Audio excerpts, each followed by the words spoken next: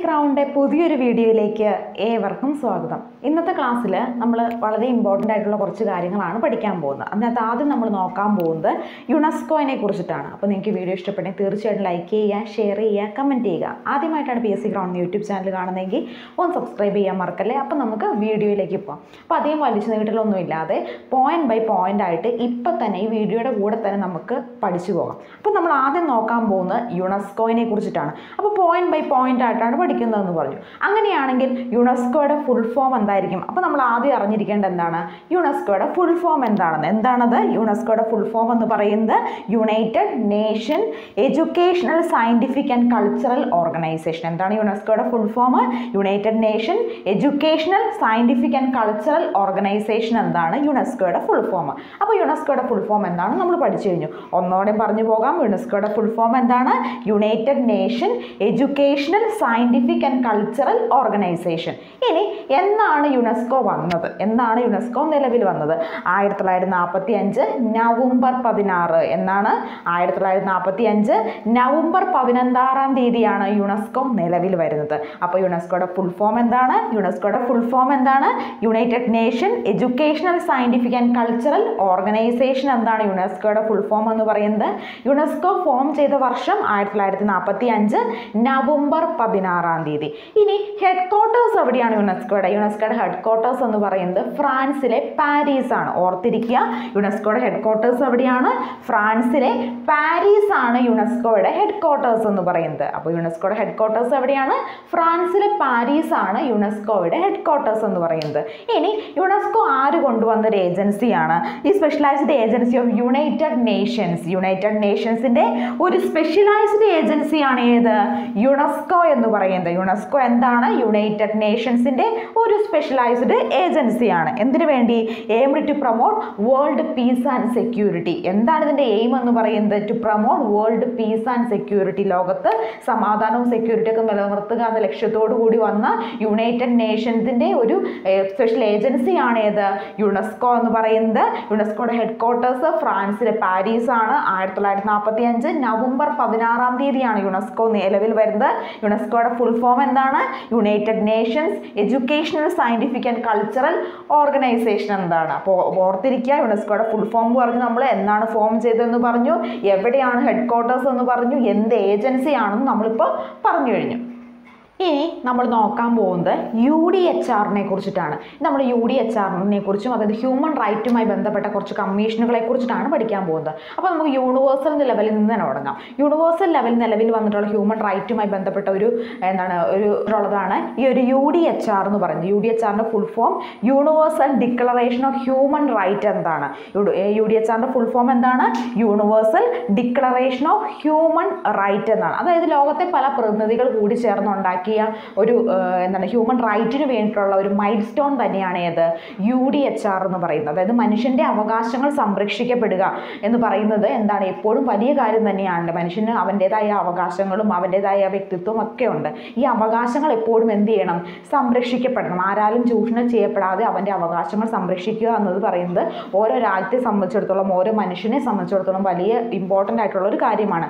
Step എന്ന രീതിയിൽ നിലവിൽ വന്നതാണ് UDHR, അതായത് universal declaration of human right എന്ന് പറയുന്നത്. ഇത് UN ജനറൽ അസംബ്ലിയിൽ പാരീസിൽ നടന്ന, അതായത് ഫ്രാൻസിലെ പാരീസിൽ നടന്ന UN ജനറൽ അസംബ്ലിയിലാണ് UDHR വരുന്നത്. എന്നാണിത്? 1948 ഡിസംബർ 10-നാണ് ഇങ്ങനെ UDHR ഫോം ചെയ്യാനായിട്ട് തീരുമാനിക്കുന്നത്. എന്നാണിത്? 1948 ഡിസംബർ 10 എവിടെ വെച്ച്? UN ജനറൽ അസംബ്ലിയിൽ വെച്ച്. എവിടെ വെച്ച് നടന്ന ജനറൽ അസംബ്ലിയിൽ? പാരീസിൽ നടന്ന, അതായത് ഫ്രാൻസിലെ പാരീസിൽ നടന്ന UN ജനറൽ അസംബ്ലിയിലാണ് UDHR കൊണ്ടുവരാനായിട്ട് തീരുമാനിക്കുന്നത്. അതായത് ഹ്യൂമൻ റൈറ്റ്, മനുഷ്യാവകാശങ്ങൾ സംരക്ഷിക്കപ്പെടുന്നതിന് വേണ്ടി യൂണിവേഴ്സലായിട്ട് നിലവിൽ വന്നൊരു ആക്റ്റാണ് ഏത്? UDHR, universal declaration of human right എന്ന് പറയുന്നത്. എന്നാണ് നിലവിൽ വരുന്നത്? 1948 ഡിസംബർ 10-ന്. ഇനി നമ്മൾ നോക്കാൻ പോകുന്നത് നാഷണൽ ഹ്യൂമൻ റൈറ്റ് കമ്മീഷനെ കുറിച്ചാണ്. നമ്മൾ യൂണിവേഴ്സലിനെ കുറിച്ചിട്ടാണ് ആദ്യം പറഞ്ഞത്. ഇനി നമ്മൾ നോക്കാൻ പോകുന്നത് ഏതാണ്? National human right commission. National human right commission അതായത് NHRC. അപ്പോൾ NHRCയുടെ ഫുൾ ഫോം എന്താണ്? നാഷണൽ ഹ്യൂമൻ റൈറ്റ് കമ്മീഷൻ എന്നാണ്. അങ്ങനെയാണെങ്കിൽ ഹ്യൂമൻ റൈറ്റ് ഡേ എന്നായിരിക്കും. ഹ്യൂമൻ റൈറ്റ് ഡേ എന്ന് പറയുന്നത് ഡിസംബർ 10 ഓർത്തിരിക്കുക. ഹ്യൂമൻ റൈറ്റ് ഡേ എന്നാണ്, മനുഷ്യാവകാശ ദിനം എന്നാണ്. ഡിസംബർ 10 എന്താണ് മനുഷ്യാവകാശ ദിനമായിട്ട് കണക്കാക്കപ്പെടുന്നത്. അതുപോലെ NHRC എന്ന് പറയുന്നത് എന്താണ്? NHRC എന്ന് പറയുന്നത് ഒരു സ്റ്റാറ്റ്യൂട്ടറി ബോഡിയാണ്. NHRC എന്താണ്? ഇതൊരു സ്റ്റാറ്റ്യൂട്ടറി ബോഡിയാണ് NHRC എന്ന് പറയുന്നത്. അതുപോലെ NHRC നിലവിൽ വന്നത് 1993 ഹ്യൂമൻ റൈറ്റ് ആക്ട് പ്രകാരമാണ്. ഏത് ആക്ട് പ്രകാരമാണ് NHRC നിലവിൽ വന്നത്? 1993 ഹ്യൂമൻ റൈറ്റ് ആക്ട് പ്രകാരമാണ് ഏത് നിലവിൽ വന്നിട്ടുള്ളത്? ഈ ഒരു NHRC നിലവിൽ വന്നിട്ടുള്ളത്. ഓർത്തിരിക്കുക, NHRC നിലവിൽ വന്നത് 1993 ഹ്യൂമൻ റൈറ്റ് ആക്ട് പ്രകാരമാണ്. അതുപോലെ തന്നെ NHRC പാസ്സായ വർഷമാണ് 1993 സെപ്റ്റംബർ 28. 1993 സെപ്റ്റംബർ 28 തീയതിയാണ് NHRC എന്ത് ചെയ്യുന്നത്? പാസ്സാവുന്നത്. അതുപോലെ തന്നെ 1993 ഒക്ടോബർ 12 തീയതിയാണ് NHRC നിലവിൽ വരുന്നത്. NHRC നിലവിൽ വരുന്നത് 1993 ഒക്ടോബർ 12 തീയതി. NHRC പാസ്സാവുന്നത് 1993 September 28. അതായത് ഈ ഒരു NHRC വരാനുള്ള കാര്യം എന്താണ്? എല്ലാവരും പാർലമെന്റ് പാസ്സാവുന്നത് എന്താണ്? 1993 സെപ്റ്റംബർ 28 തീയതിയാണ് NHRC നിലവിൽ വരാൻ വേണ്ടി പാസ്സാവുന്നത്. പക്ഷേ ഇത് NHRC പാസ്സായെങ്കിലും ഇത് പ്രാബല്യത്തിൽ വന്ന വർഷം ഏതാണ്? അത് 1993 ഒക്ടോബർ 12 തീയതിയാണ്. അതുപോലെ ഈ 1993 ഒക്ടോബർ 12 തീയതി നിലവിൽ വന്ന NHRC രണ്ട് തവണ ഇതിനകത്ത് ഭേദഗതികൾ വരികയുണ്ട്. 2006ലും 2019ലും NHRCയിൽ ഭേദഗതികൾ വന്നിട്ടുണ്ട്. അപ്പോൾ നമ്മളിപ്പോൾ NHRCനെ കുറിച്ചിട്ടാണ് നോക്കിയത്. പോയിന്റ് ബൈ പോയിന്റ് ആയിട്ടാണ് നമ്മൾ നോക്കിപ്പോയത്. അതിൽ ഫസ്റ്റ് പോയിന്റ് എന്തായിരുന്നു? നാഷണൽ ഹ്യൂമൻ റൈറ്റ് കമ്മീഷൻ എന്താണ്? NHRCയുടെ ഫുൾ ഫോം.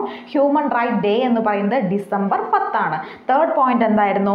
ഇതെന്താണ്? ഈ NHRC എന്ന് പറയുന്നത് ഒരു സ്റ്റാറ്റ്യൂട്ടറി ബോഡിയാണ്. NHRC എന്ന് പറയുന്നത് NHRC 1993 എന്താണ് protection of human right act പ്രകാരമാണ് NHRC എന്താണ് ഈ ഒരു ആക്ട് പ്രകാരമാണ് നിലവിൽ വന്നിട്ടുള്ളത്. അതുപോലെ NHRC പാസ്സായ വർഷം 1993 സെപ്റ്റംബർ 28 തീയതിയാണ്. NHRC നിലവിൽ വന്നത് 1993 ഒക്ടോബർ 12 തീയതിയാണ്. അതുപോലെ തന്നെ 2006ലും 2019ലും 2 തവണ ഭേദഗതിക്ക് വിധേയമായിട്ടുണ്ട് ഈ ഒരു NHRC എന്ന് പറയുന്നത്. NHRC അറിയപ്പെടുന്നത് മനുഷ്യാവകാശ സംരക്ഷകൻ എന്ന അല്ലെങ്കിൽ വാച്ച് ഡോഗ് ഓഫ് ഇന്ത്യ അല്ലെങ്കിൽ മനുഷ്യാവകാശത്തിൻ്റെ സംരക്ഷകൻ എന്ന രീതിയിലാണ് ഈ ഒരു NHRC അറിയപ്പെടുന്നത് തന്നെ.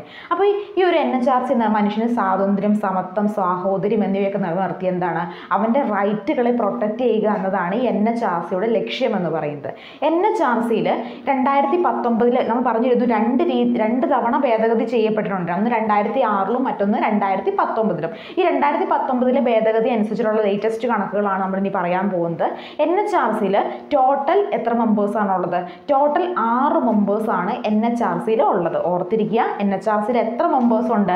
ടോട്ടൽ 6 മെമ്പറാണ് NHRCയിലുള്ളത്. ഒരു ചെയർമാൻ പ്ലസ് 5 മെമ്പേഴ്സ് എന്ന കണക്കിലാണ്. അതായത് ലേറ്റസ്റ്റ് കണക്ക് പ്രകാരം 2019 ഭേദഗതി ചെയ്യപ്പെട്ട NHRCയുടെ കണക്കാണ് നമ്മൾ പറയുന്നത്. ടോട്ടൽ 6 മെമ്പേഴ്സാണ് NHRC 2019 ഭേദഗതി ചെയ്യപ്പെട്ട പ്രകാരം ഉള്ളത്. അതിനകത്ത് ഒരു ചെയർമാനും പ്ലസ് 5 മെമ്പേഴ്സുമാണ് ഉള്ളത്.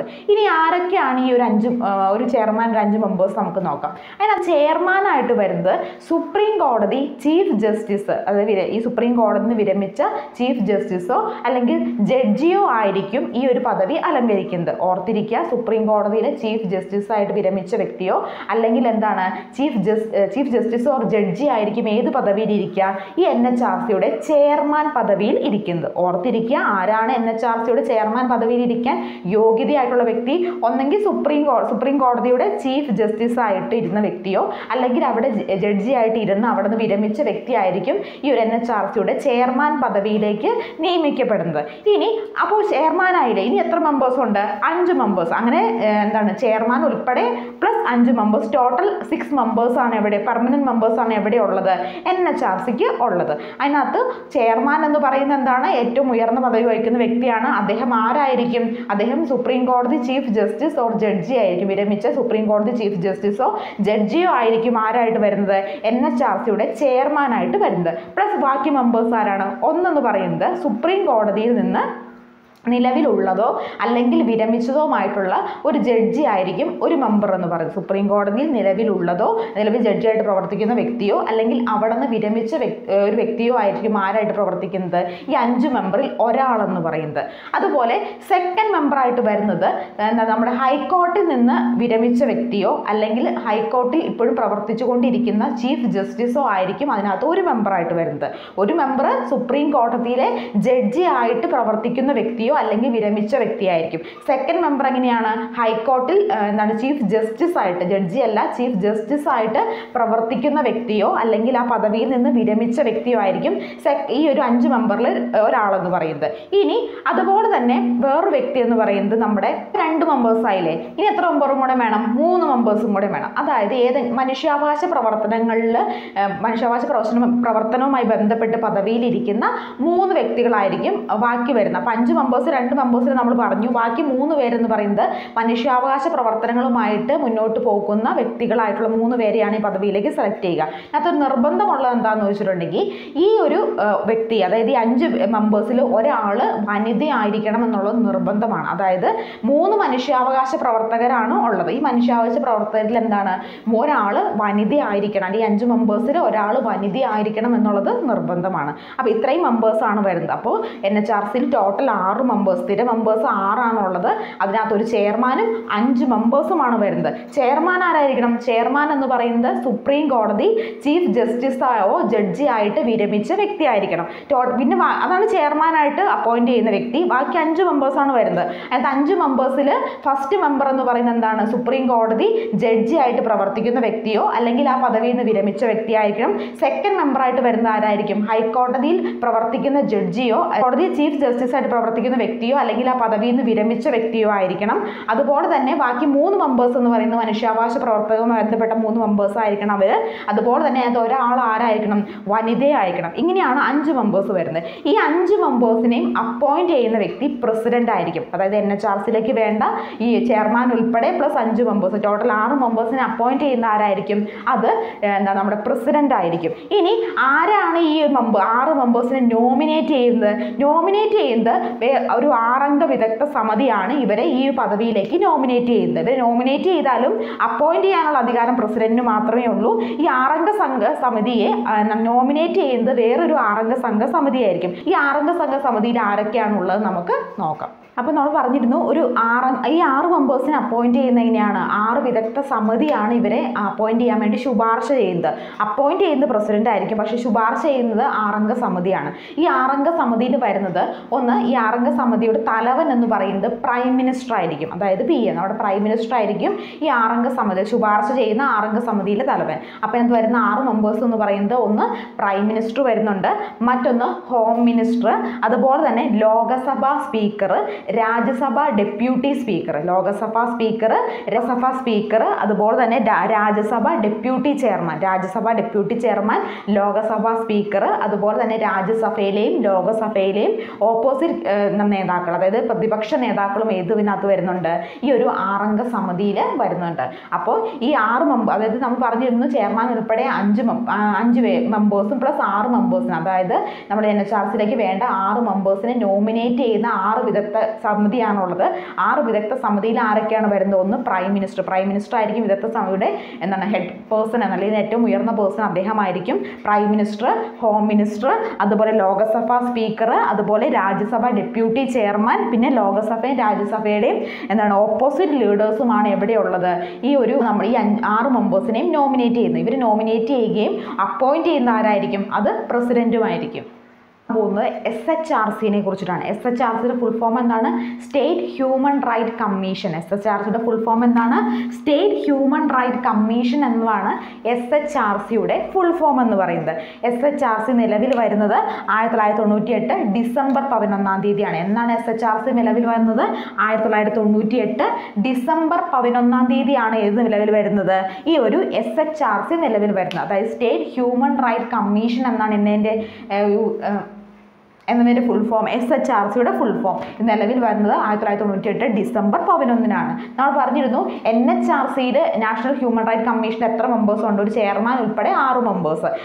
ഈ ഒരു SHRC സ്റ്റേറ്റ് ഹ്യൂമൻ റൈറ്റ് കമ്മീഷനിൽ 3 മെമ്പേഴ്സാണുള്ളത്, ഒരു ചെയർമാൻ ഉൾപ്പെടെ പ്ലസ് 2 മെമ്പേഴ്സ്. ചെയർമാനായിട്ട് വരുന്നത് നമ്മുടെ ഹൈക്കോടതി ചീഫ് ജസ്റ്റിസോ ഓർ ജഡ്ജി ആയിട്ട് വിരമിച്ച വ്യക്തിയായിരിക്കും ഈ ഒരു SHRCയിൽ ചെയർമാനായിട്ട് വരുന്നത്. SHRCയിൽ ചെയർമാൻ ആരായിരിക്കും? ഹൈക്കോടതിയുടെ ഹൈക്കോടതിയുടെ ചീഫ് ജസ്റ്റിസ് ഓർ ജഡ്ജി ആയിട്ട് വിരമിച്ച വ്യക്തിയായിരിക്കും. അതുപോലെ തന്നെ ഈ ഒരു SHRCയുടെ ഹെഡ് ക്വാർട്ടേഴ്സ് എന്ന് പറയുന്നത് നമ്മുടെ തിരുവനന്തപുരം ജില്ലയിലെ പട്ടമാണ്. തിരുവനന്തപുരം ജില്ലയിലെ പട്ടം എന്ന് പറയുന്ന സ്ഥലത്താണ് SHRCയുടെ ഹെഡ് ക്വാർട്ടേഴ്സ് എന്ന് പറയുന്നത്. അതുപോലെ തന്നെ HSRCയിലെ ഈ മെമ്പേഴ്സിനെ അപ്പോയിന്റ് ചെയ്യുന്നത് ഗവർണർ ആയിരിക്കും. നമ്മൾ പറഞ്ഞിരുന്നു NHRCയിലെ മെമ്പേഴ്സിനെ അപ്പോയിന്റ് ചെയ്യുന്ന ആരാണ്? അത് പ്രസിഡന്റ് ആണെങ്കിൽ SHRCയുടെ മെമ്പേഴ്സിനെ 3 മെമ്പേഴ്സിനെ അപ്പോയിന്റ് ചെയ്യുന്നത് ഗവർണർ ആയിരിക്കും. ഈ ഗവർണർ അപ്പോയിന്റ് ചെയ്യുന്ന മെമ്പേഴ്സിനെ നീക്കം ചെയ്യാനുള്ള അധികാരം പ്രസിഡന്റിനായിരിക്കും. കൺഫ്യൂഷൻ ആവരുത്. നമ്മുടെ NHRCയുടെ മെമ്പേഴ്സിനെ അപ്പോയിന്റ് ചെയ്യുന്നത് പ്രസിഡന്റ് ആയിരിക്കും. SHRCയുടെ മെമ്പേഴ്സിനെ അപ്പോയിന്റ് ചെയ്യുന്നത് ഗവർണർ ആയിരിക്കും. SHRCയിലെ മെമ്പേഴ്സിനെ നീക്കം ചെയ്യാനുള്ള അധികാരം ഗവർണർക്കല്ല, പക്ഷെ അത് മറിച്ച് ആർക്കാണ്? അത് പ്രസിഡന്റിനാണ്. അപ്പം നമ്മളിപ്പോൾ SHRCനെ കുറിച്ചിട്ടാണ് നോക്കിയത്. SHRCയുടെ ഫുൾ ഫോം എന്താണ്? ഹ്യൂമൻ റൈറ്റ് കമ്മീഷൻ എന്നാണ്. 1998 ഡിസംബർ 11 നിലവിൽ വരുന്നത്. 3 മെമ്പേഴ്സാണ് ഇതിനകത്തുള്ളത്. ഒരു ചെയർമാൻ ഉൾപ്പെടെ 2 മെമ്പേഴ്സ് കൂടി. ചെയർമാൻ ആരാണ്? നമ്മുടെ ഹൈക്കോടതി ചീഫ് ജസ്റ്റിസ് ഓർ ജഡ്ജി ആയിട്ട് വിരമിച്ച വ്യക്തിയായിരിക്കും ഇതിൻ്റെ നമ്മുടെ HSRCയുടെ ചെയർമാനായിട്ട് വരുന്നത്. അതുപോലെ തന്നെ ഹെഡ് ക്വാർട്ടേഴ്സ് തിരുവനന്തപുരം ജില്ലയിലെ പട്ടമാണ്. നമ്മൾ ഇന്ന് ക്ലാസ്സിൽ എന്തൊക്കെയായിരുന്നു പഠിച്ചത്? UDHRനെ കുറിച്ച് പഠിച്ചു, യുനെസ്കോനെ കുറിച്ച് പഠിച്ചു, NHRCനെ കുറിച്ച് പഠിച്ചു, SHRCനെ കുറിച്ചൊക്കെ നമ്മൾ ഇന്ന് ക്ലാസ്സിൽ നോക്കി. അപ്പോൾ നിങ്ങൾക്ക് വീഡിയോ ഇഷ്ടപ്പെട്ടെന്ന് വിചാരിക്കുന്നു. ഇഷ്ടപ്പെട്ടെങ്കിൽ തീർച്ചയായും ലൈക്ക് ചെയ്യുക, ഷെയർ ചെയ്യുക, കമൻറ്റ് ചെയ്യുക. ആദ്യമായിട്ടാണ് PSC Crown എന്ന യൂട്യൂബ് ചാനൽ കാണുന്നതെങ്കിൽ ഒന്ന് സബ്സ്ക്രൈബ് ചെയ്യാൻ മറക്കല്ലേ. അപ്പോൾ നമുക്കിനി മറ്റൊരു വീഡിയോയുമായി കാണാം. Thank you so much.